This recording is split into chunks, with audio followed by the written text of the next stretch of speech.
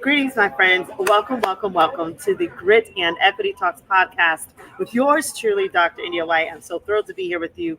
Hope you're having a wonderful, wonderful week. Things are working well for you. You've been gritty. You're knocking those deadlines out. You're meeting those goals, and that all the stars are aligning for you. A little bit about the show today. It's going to be a really exciting time. We're going to be talking to an expert in her own right and a wonderful person to me personally. But before we get started, I do want to make some announcements. First things first, the Grit and Equity Talks podcast with Dr. India White, it will be featured on Spotify, on Apple, and it will also be featured on the main social media outlets, and it will be featured on the X Factor EDU network hosted by Dr. Matthew Joseph and the tribe. Thank you, Dr. Matthew, for the opportunity. Check out his platform when you get a chance. Check out all the great podcasts there. In addition, I do want to remind you about the Grit Mini Workshop that has come out on the Grassroots Workshop website. Check out Robert's platform there. Check out all of the different grassroots workshops. If you're an educator, administrator, and you're needing more grit, you're needing more answers, you can check that one out. It's called How to Harness Grit to Help Students Thrive. In addition to that, I want to encourage you to follow me when you get a chance on social media. My Facebook is Miss India White. LinkedIn is The India White. Twitter is Indy Speak and Teach. Instagram is Indy238. YouTube channel is India White 123, and TikTok is Dr. India White. Check out the website when you get a chance. I do have some new content on there as well. You can check out the blogs that are on there. Also, if you're wanting to schedule me, book an appointment for speaking or just for consultation, I am here for you. For those that have been traveling and going to different conferences, I want to remind you of some conferences I'm planning to see you guys at. I'll be at camps this year in Texas in July.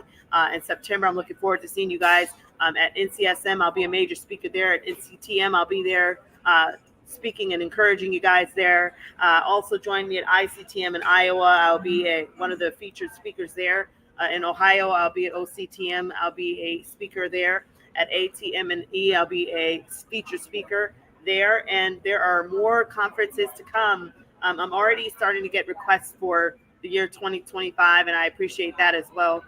For those that have already slotted me on, and if you're trying to wiggle me into your district or into your conference or organizational event, I would be honored to join you. So don't be a stranger no matter what you do. Now what I want to do is I do want to take a moment and bring on to this podcast a wonderful person who is a CEO, and she is also my mentor. That will be someone that has known me for more than half my life. And so before I bring her on, I just want to say you might have to get your tissues. You might have to just get ready for the inspiration because it's going to be amazing. So welcome, guys, with me. First time I've done this. I'm super excited to the Grit and Equity podcast. My mentor, Vickie Oldham. Hey, Vickie, I'm going to make room for her. She's here with me. How are you, Vickie? I'm fabulous. How are you? I am doing great. It is so awesome to have you on the Grit and Equity Talks podcast. So tell us a little bit about yourself. Why are you so giggly? I don't know, because you're my mentor. It's kind of different. Well, I met you at the YMCA as I was working out. I am a former TV journalist, and I was born and reared in Sarasota, Florida. And I loved my work. I transitioned into marketing and PR in higher education. And it's been a wonderful life. I now am the president and CEO of the Sarasota African American Cultural Coalition. I love African American history, and so I did some pioneering work to document the 100-year history of our African American community here. That's awesome. So this is great, and I know you've had your stomping grounds in Sarasota County. You've done so much to just impact the world of education, and you've been gritty yourself. Can you maybe embark upon your journey and your role as not only a CEO, but like as a mentor? And like, I mean, you're already so busy. You've already accomplished so much. What inspired you to say, you know what, I'm going to be a mentor and pay it forward, even though you had so much on your plate already? Like, What inspired you to do that? I think that it had to be my grandmother, who was always involved with community activities. She was always raising money for a cause that she believed in, and she was helping people along the way. And so I thought about how I have been helped. I have had wonderful mentors. Floyd Roberts, the cosmetics icon, she passed away, but she was a mentor of mine. We'd have lunch every month when she would come to Sarasota during the winters, and I would ask her all sorts of questions, and she would give me all sorts of advice. But there have been people who helped to shape my professional career, and so it just means so much to me to be able to do that as they did it for me. So, what about like those that are like, well, yeah, I've had a mentor or whatnot, but I mean, I'm busy being a principal, I'm busy being an educator, um, I'm busy owning my own business. I don't know how to even get started and paying it forward. Is it really worth, taking that risk and paying it forward, especially to those that are at risk, homeless students, BIPOC community, whatnot? What advice do you have for them?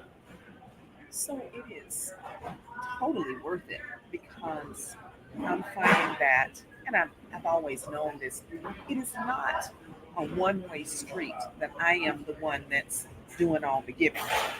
The students and the young people that I have mentored, they're giving to me also. I am learning from them a lot that say I did not know about their age group or even their culture, and it makes me happy. It makes me have this sense of fulfillment. I mean, we're all busy doing great passion projects, but I found that there was always a hole in my heart when it came to helping others, and I wanted to fill that hole. And so mentoring does it for me, and I know it does because there's a certain way that Mhm. I feel when I meet students that I am supposed to spend more time with. Yeah. Wow. Well, this makes me think about when we met, and I was a homeless student, guys, and I was doing community service at the YMCA, and so my job was to give clean towels folded up to the YMCA members that were working out.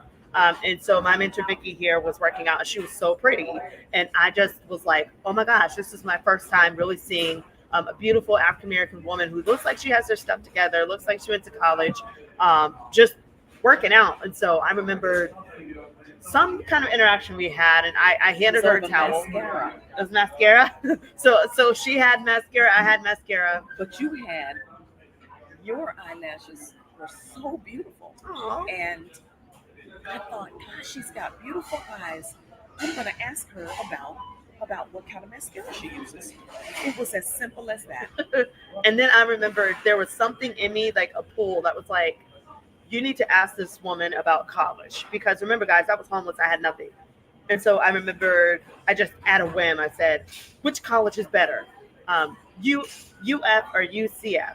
And I remember she never said, like, okay, it's this one. She just said, we'll look into it and see. Now, I did not think I would ever see her again. I just thought she was a pretty woman. It was just happenstance, like whatever, and that was it. And then the journey began, where I was notified by the YMCA shelter that there was a woman that wanted to see me. So I want Vickie to now talk to us about that process because she did not have to come back. So what was going on with you that said, I'm going to pay it forward. I'm going to mentor India. What was taking place there?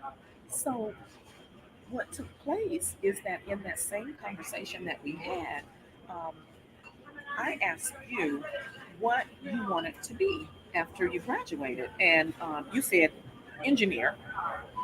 And I said, have you met any engineers? Do you know for sure? And you said no. And I said, well, let me connect you with an engineer so that you can connect and ask all sorts of questions to find out if you really, really want to be one. And so I intended to do just that. And so I remember distinctly, India, after I met you at the Y, I constantly thought about you. It was not, it was not an hour, it was not a moment, but it was all that evening into the night, all night long. Wow. All I heard in my head was, her name is India White. Find out more about India White. So much so that I didn't really sleep well. I didn't really Oh sleep well wow. that night. I made it my business to go to the Y to find out more about India White because remember, I didn't know anything about you. All I knew was that you were there folding towels. We had a conversation. I wanted to hook you up with an engineer, and that was it. I Yeah. did not know that you were homeless. I did not know that you were living at the YMCA. Yeah. I knew nothing. Wow.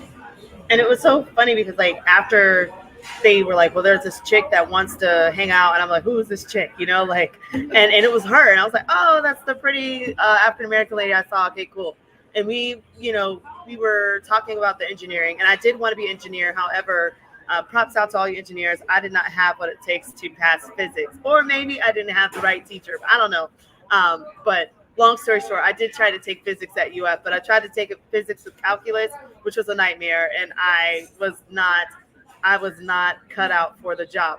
But long story short, I'm thankful because even when I met this engineer guy that Vickie had paired me with, it let me know that I did not have the passion for that job. Like I did not have the passion to sit and be an industrial engineer every day. Like the guy literally was like sitting in his office and he was talking about traffic stoplights. And he was the person that made sure that the lights, that when you're waiting at the stoplight, you're not wasting all this time. And like, like sometimes you're at like a crossroad and nobody's going and you're like, what's going on with the lights? Well, that's an industrial engineer's job. They're supposed to make sure that this is time efficient. And so this guy was doing all this boring math and this boring work, and it just didn't seem like it was cut out for me because I like people, I like interactions.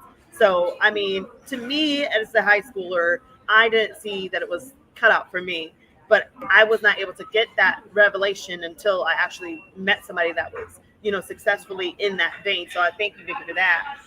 But then I want to talk about another part of Vickie's mentorship that was so imperative for me. Remember, I did not have representation. I did not have an adult African American female in my life that had, aspired to go to college, graduate college, and be someone successful. And so at the time, Vickie, you were a news anchor, right? You were. I had my own TV show called Common Ground on the ABC affiliate. And we started, I went through the paperwork to become a mentor. I went through the criminal checks and all of that. And I remember when we first began interacting, India did not trust me. She had trust issues. She had major attitude, and I'm like, oh, this young woman, she's been hurt. Yeah. She's been hurt. But the thing was, what she didn't know was she was actually inspiring me by her example, by her success. So I would see her, and this is the part I loved. Vickie was the one that really helped me with my enunciation and my diction and everything with my words. We would drive around, and she would be on her way to the show, and she would be talking very, very proper, enunciating every single syllable. And I remembered being like, she's really extra on this. But at the same time, she knew she had to go and speak to the masses. And she always dressed fabulous. She always just had it down to a science. And I just was like, when people hear me, I want them to also have that same type of respect that I had towards Vickie. And we even had some words that I didn't know how to say correctly. Do you remember that? Uh-uh. So one time I went to, I think, Vickie's house, and I was like, I need to go bathe. And so I was like, yeah, I need to go bathe. And Vickie was like, India, bathe? She was like, no. Do you mean bathe? Bathe? Bathe? And I was like, yeah, I need to bathe. And she's like, India, I don't ever want to hear you say that again. Don't ever say bays again. Because I mean, my entire life, I was 17 saying the word bays because that's all I knew, But Vickie was the one that taught me how to say words correctly. Yes. I didn't remember that. Were there any others? um, I think that was the main one. Yeah, I think that was the main one. I don't think like saying the word ask. I think that was, Ask. yeah, I don't know if I said ask when I was around you. I think I kind of worked on that with my friends. But I know for sure Bays was one that I was sold on. And where did you hear that word? In my community, in my home, growing up, my family, we would all say we got to go Bays. It was like, it was a common thing. It wasn't Okay. no big deal. So, we understood. And then I think ambulance, but I don't think I really had Ambulance. a. I still hear people say that. I don't. For ambulance. Yeah, because so anyway, so Ambulance.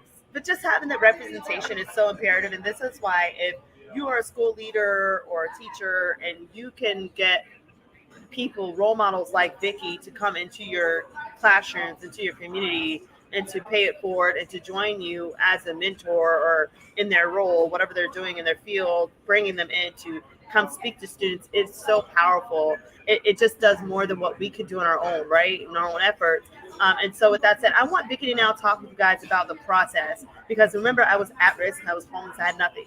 But they told me that I could get scholarships, right? And so I began to start applying for scholarships, and I went on this journey. So I want Vickie to kind of talk to us about what that was like in your role in getting the scholarships, driving me. Because guess who drove me to those scholarship interviews?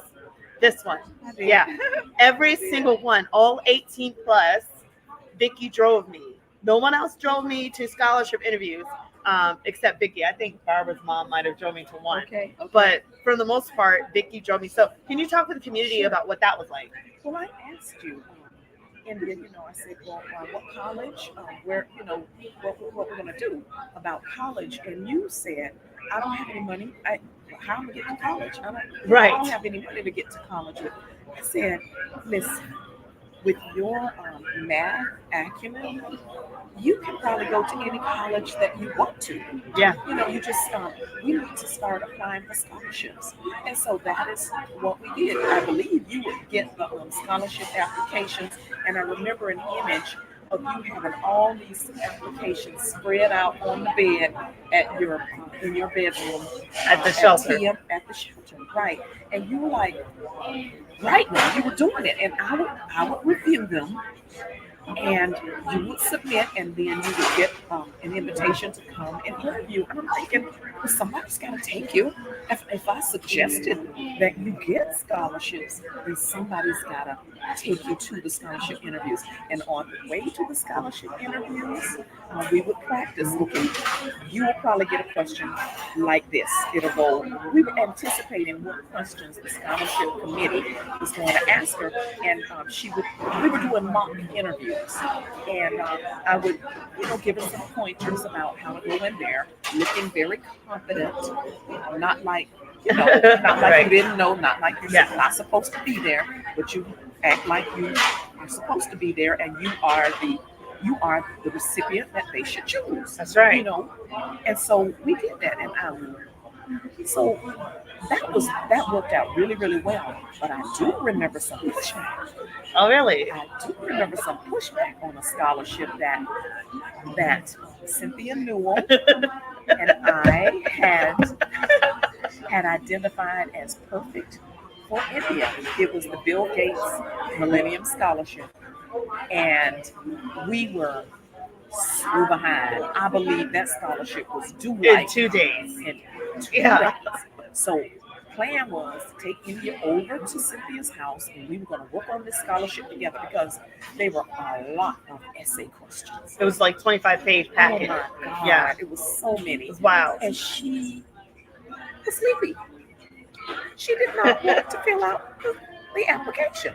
Oh, we were like, oh, you're filling out this application together today. You might as well get yourself together.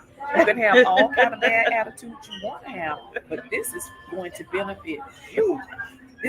Let me tell you why I was salty. Okay, I was salty because I had worked on 4 different community scholarships. I already had packaged in my brown manila envelopes, stamped off, and I needed to get those scholarships mailed off. But they only totaled about $4,000 total. I remember this. And I remember I was salty because they were like, you can't take those to the post office because we won't make it on time to finish the Bill Gates scholarship, the Gates Millennium Scholarship Program scholarship.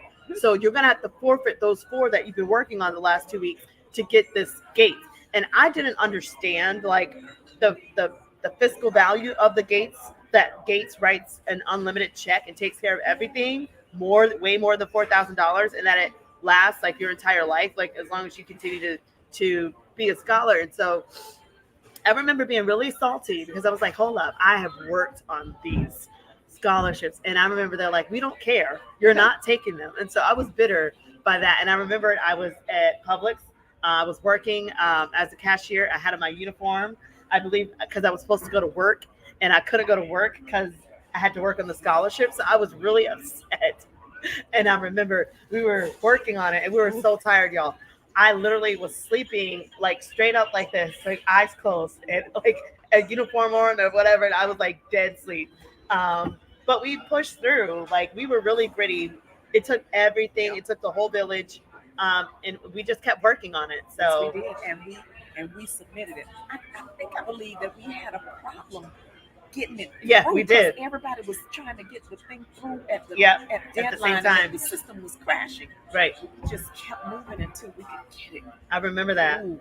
And and then even when I found out that, I was a recipient and received a scholarship, I was such I was so burned out because we talk about grit, but I had such an extreme level that I did not know how to balance it. And so when you're dealing with whether it's a first generation student or a student that has a lot of grit and they're really involved, also have that conversation with them about balance because I didn't have a lot of balance. Like I was working on scholarships from 2 to 4 in the morning. I was waking up at 6, getting 2 peanut butter jelly sandwiches a day, coffee, and that was like all I had. And I was just working school. I had 13 clubs. I was working part time. It was a lot going on. You were in 13 clubs?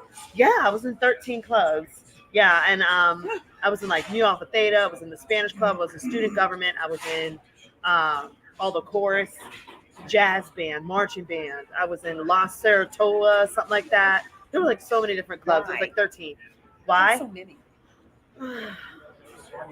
I think it was a good distraction for me, and it was a way for me to stay focused and not to get in trouble. And not think about The life. trauma that I had that I was going through, and then also I remember, on your resume, like on your not even your resume, but like when you're sending off your credentials to the colleges, I wanted them to say, okay, she's had at least 4 clubs on there, so I wanted to stand out. So that it wasn't like, okay, I'm just like everybody else, 4 or 5 clubs. No, I wanted them to know, okay, well, she has 13 clubs, and then I was taking those 4 extra credits that I didn't need. So I had already had the 28 credit mark, but I took 4 extra credits. So I graduated with 32 credits. So I technically could have been taking college courses or whatever, but I really wanted to master that package. As a student, my senior year, so that they knew I wasn't lazy and that I was gritty, and that I was an asset to the university. So, yeah, it was like it was 13 clubs. I remember that, and I was absolutely exhausted.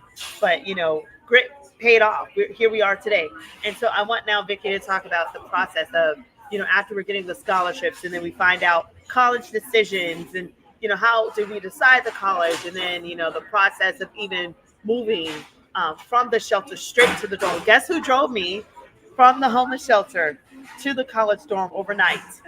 This one. So I want her to talk to us a little bit about that process, being a mentor, the grit she needed, and then the grit that she saw throughout this process. Oh, yeah. So, understand that we had bonded in such a special way. We were going to concerts. I was going to your concerts. Yes, first person to go to any of my concerts. Yep. Yeah, because she played the saxophone and with the orchestra, with the high school orchestra. Yeah. And so I wanted her to see that she had support. Every kid needs to know that somebody is pushing them on to do better. So we bonded And we went through the prom. We Yeah. fixed her up for the prom and got her a date to go to the I prom. did. I did. I had a date for the prom. It was so funny because I got all dolled up in white and, met Darren. Was it Darren? I think Taryn. it was. And, it was a good time, but I would not have been afforded that opportunity. Being a homeless student, that was not, a priority. That wasn't something that, really kind of fell into my lap. So Vickie really organized that, orchestrated that really well for me. It Yeah. was important to me that you got a chance to experience the entire high school Yeah. highlights so that you could have some memories, Yeah. So there was prom and then there was graduation. I remember we were so happy, we were so proud of graduation. Didn't we have a graduation party at Did. Kenny Yeah, we Soderblum's did. house on Longboat Key, which is a very, very exclusive island here in Sarasota? Kenny was a well-known saxophone player, and India had a saxophone that needed to be repaired, and so he was instrumental in getting it repaired, and so he bonded Yes, in he our did. little circle too. And he actually gave me a saxophone to take to play at the University of Florida, which was really neat as well because I didn't have my own instrument. So he donated a saxophone so that I could play in the marching band. I remember that too, which is pretty sweet. So so little by little, India started to get a tribe of posse of others who wanted to see her do well. It was not just me, but it was others who I knew. Yeah, We put this circle together. So graduation party, man, we had such a wonderful time. it was nice. It was like graduation slash birthday because I was like turning 18 too. Remember that? So I Yeah. remember that. But I think the thrill of it all, like really, it seems like my journey with Vickie has been. It seems to just keep getting better and better and better, like more like Richer. just like all of these priceless moments. So like Yeah. driving to the shelter and then or to the college dorm, Oh, that was hard. that journey and then unpacking and then me realizing I'm no longer a ward of the state. Like I'm an individual. I'm a Gator. I'm a UF, like and then it hit us. We were like sitting on the bed unpacking and just talk with them about that, Vickie, for a minute. Oh man, it was sad. It was like I was a parent, not a mentor, and I had to part with this young woman that I had spent about a year and a half with, and I'm feeling chills as I think about it right now. That was quite a moment because you know I think I poured into her, but you don't know what you poured into them until you let them go, and now you got to let them go and make mistakes and find out about life and put lessons into operation or not. Um, that moment, I had to, as every parent does, I had to learn how to let the little bird fly. I remember talking to Lynn Andrews, who was his wife, because I wanted India to call more often, to have conversations like we had been having, and she had no time for me. Hey, I was a Gator. I was in the Gator band, so it was we were really busy, so I didn't have time to follow Busy. up. I was being a freshman. I was a Gator. Hey, Yeah. And I had to talk to this mother, and she told me some valuable advice. She said, "You've got to let her go, and she'll come back to you. She'll come back. Just let her go and find her identity on that college campus." And it was the hardest thing that I did, but I did it. And it paid off. She was there at graduation, and how did that make you feel as a mentor? Like this has paid off. And the thing is, I will say that I wanted to be a Vickie. Like, so I didn't. This is why we need representation because she was like what I was aspiring to become, right? Some type of skeletal version of her. And so in my mind, when I was in college, I already was driven. I was already decided I'm going to succeed. I'm going to graduate. And this is not a question of if, it's a question of when. Like I was already, I was convinced because she already did it. And see, Vickie also is a Gator, even though she also went to FSU. We forgive her for that. But she is a Gator as well. And so she already lived out the example. And I already knew that because she had a degree from the University of Florida. I too can obtain a degree. So, talk to us about like just when you saw like, okay, she's graduated, my work is done. Was it like, okay, my work's done, or like, do I look for the next student? Like, what was going on with you? No, I think as a mentor, if you're doing it right, you're always going to have that relationship with that student that you mentored. Now the relationship will change because if you realize, you were a student and I was a mentor, but I had to let you go. And then in the letting you go, okay, now you graduated. I am super proud, super proud. Now you're off on your own and you're making decisions. She's not asking me about what to do all the time anymore. She's making her own decisions. She's made some decisions that she told me nothing about. But those were her decisions. But it's all a part of letting the person grow up. But I believe I can say with confidence that yeah, it's sort of kind of mentor now, but it's more friendship now. It's more friendship, and believe it or not, this mentee tries to tell me what I should be doing at this point in my life. And guess what? I am still I am still open to learn because she's doing some things that I need to learn. Well, I think it's a give and take. I think what's happened now is, yeah, I've gone from that 17-year-old girl that was clueless to now both of us have kind of, been leading the path. Like she's doing a lot with, Newtown Alive and, the Historic African preservation, American, yeah. yeah, African American preservation. And she's building a whole community center, giving back that way. Yeah, she's still mentoring others as well.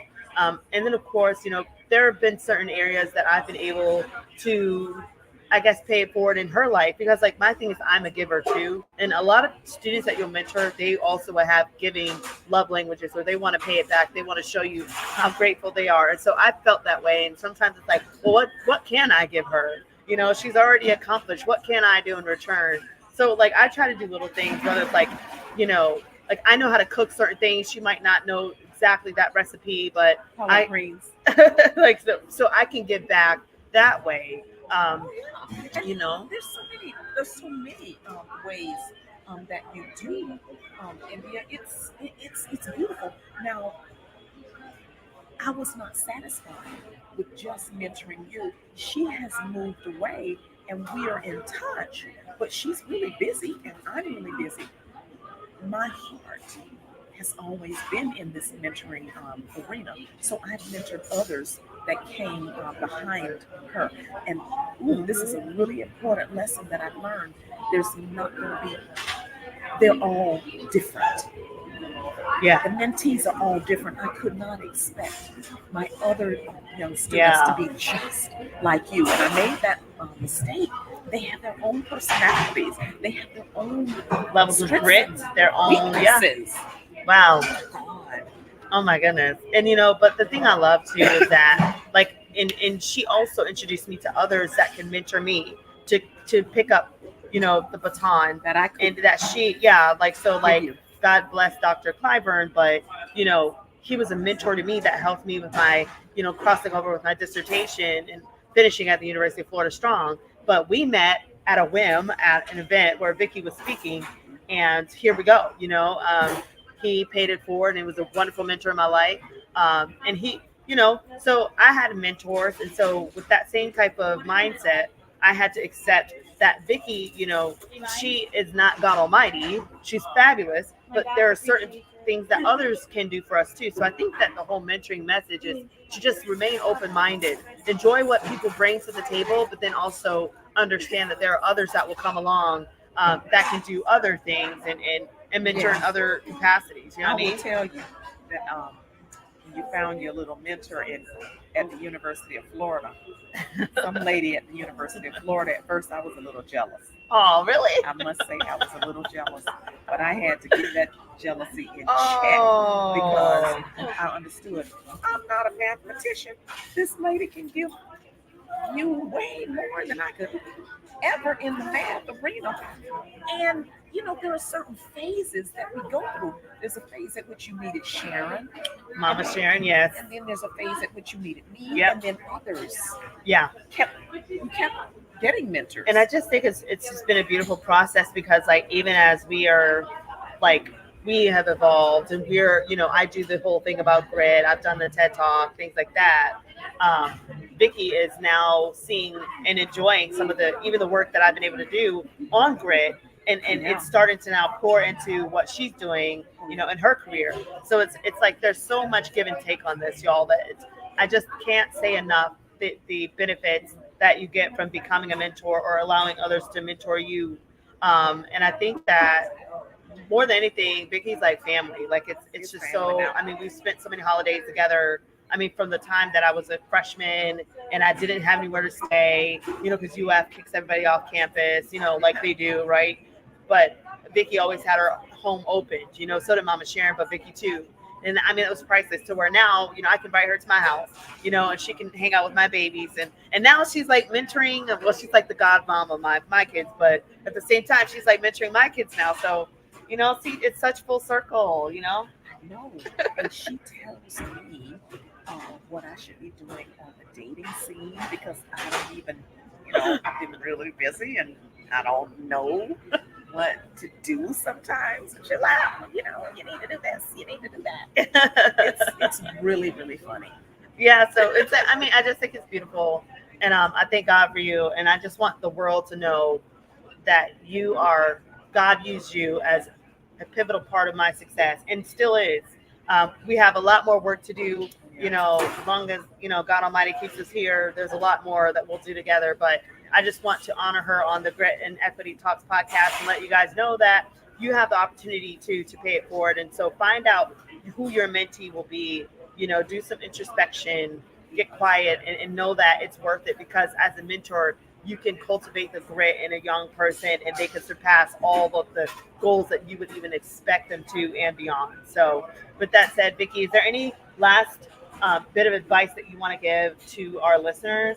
I just want to say I love this grit theme. I know that it was a part of your PhD, and yeah, it's so necessary to have that extra push, that extra. Bulldog tenacity. Okay, I'll take that. That's it.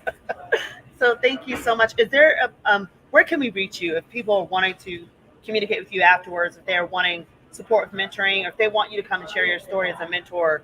How can they reach you? Okay, my email address is newtownalive, SRQ at gmail.com. Newtown Alive, all one word. Newtown Alive, SRQ at gmail.com. Should I give a telephone number? One that you feel comfortable with, because this will be seen by hundreds, thousands. Oh, okay. Maybe I'll. Do you have a business phone or like a Twitter or Well, Facebook? I'm on Facebook. Yeah. And I can be inboxed. Vickie Oldham. Okay. Vickie Oldham. Now, this is that thing that I'm learning. I've had big staffs who took over social media where I did not have to do anything. They knew what to post and whatnot. I am running a startup nonprofit, and I do not have that big staff, and so I only have time to update Facebook that automatically updates Instagram. Do I have a YouTube page? I want one. I can help her with that. Do I I can help you. The TikTok? I want one. We gotta get. See, this is why you need mentees, mentors. So this is our next project: is getting Vickie more exposure on social media. So follow us closely, and you'll hear more about the updates. So with that said, Vickie, thank you so much for being amazing. We love you. I love You're you too. amazing. And to you guys, thanks so much for watching and being a part of the Grit and Equity Talks podcast today with yours truly, Dr. India White. Again, you can reach me on social media. You can find me on Twitter. My Twitter is Indie Speak and Teach. My LinkedIn is the India White. Facebook is Miss India White. The Twitter is I already said it was Indie Speak and Teach. You've got TikTok is Dr. India White.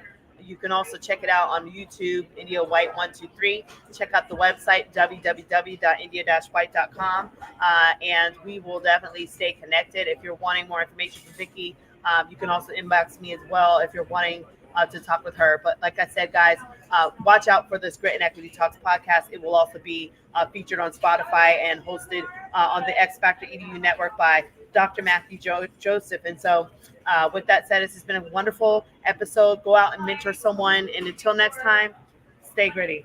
See you guys.